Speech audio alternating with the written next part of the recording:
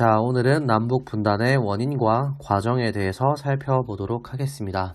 자, 우선 남북 분단에는 국제적인 원인과 국내적인 원인 두 가지로 나뉘어진다 할 수 있습니다.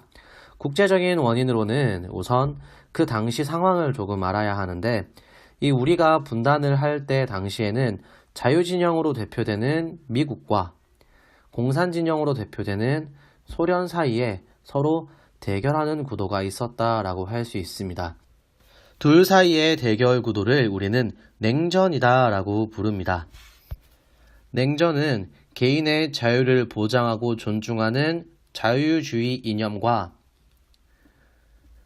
개인의 소유를 인정하지 않고 모든 사회 구성원이 재산을 공동으로 소유하는 공산주의 이념 사이에 있었던 대립을 뜻합니다.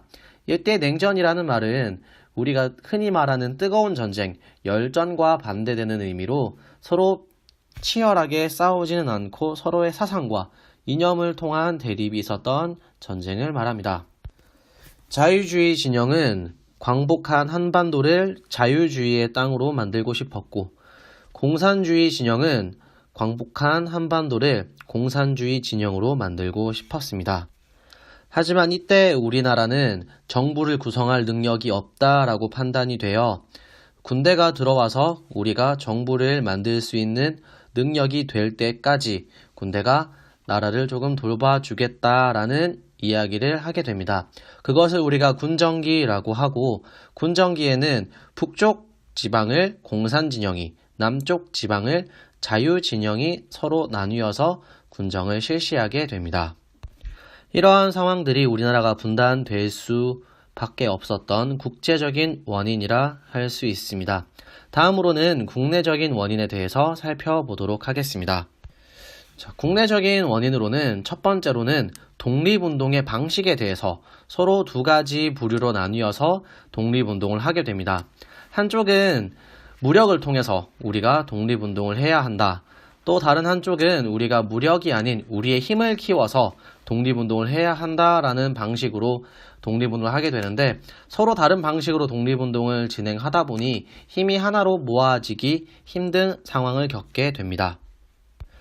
또한 미군과 소련군이 들어와서 우리나라를 다스리게 되는 군정기에 우리가 신탁 통치를 하게 되는데, 이 신탁 통치는 우리가 힘이 없으니 너희가 대신 좀 다스려 달라라는 겁니다.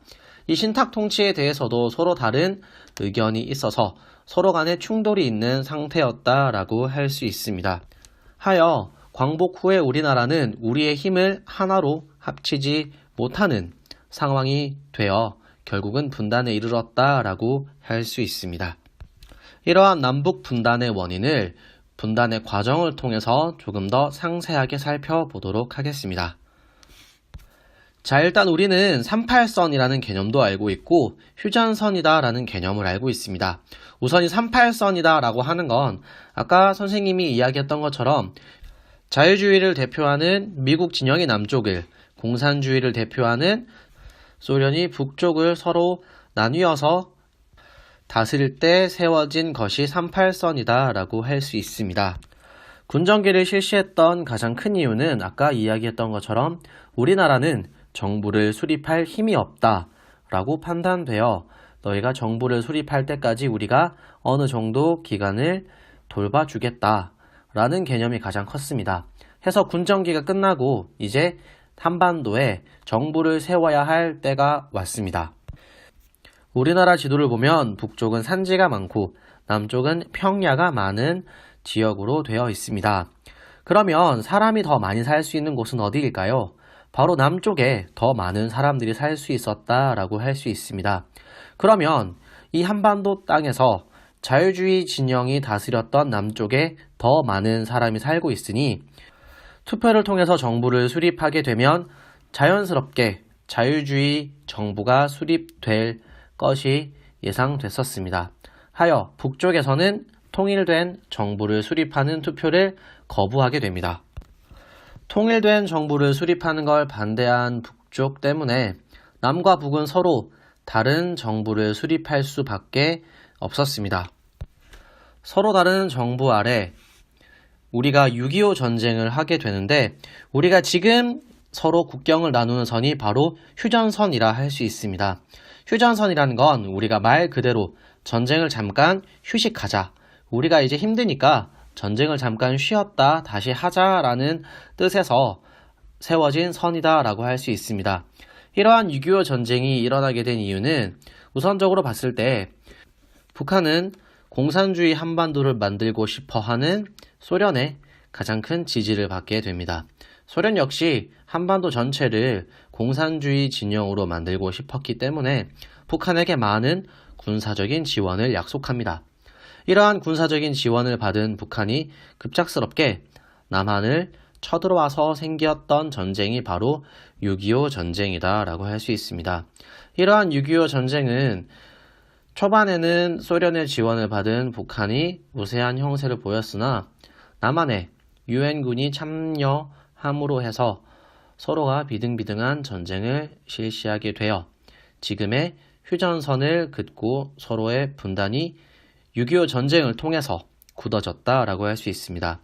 그럼 이제 우리 분단을 이제 이렇게 정리해 볼 수 있을 것 같습니다. 우리가 첨예한 냉전 때문에 서로 북쪽과 남쪽에 다른 진영의 군정기를 실시하게 되었고, 서로 다른 진영의 목적 때문에 서로 다른 정부를 수립할 수밖에 없어서 분단이 시작되었다라고 할 수 있습니다. 시작된 분단은 민족 간의 가슴 아픈 전쟁인 6.25 전쟁을 통해서 굳어져서 지금까지 내려왔다라고 할 수 있겠습니다. 선생님이 이야기했던 내용들 학습지에 잘 정리해 와서 우리 수업 시간에 다른 활동들을 해 볼 수 있도록 하겠습니다.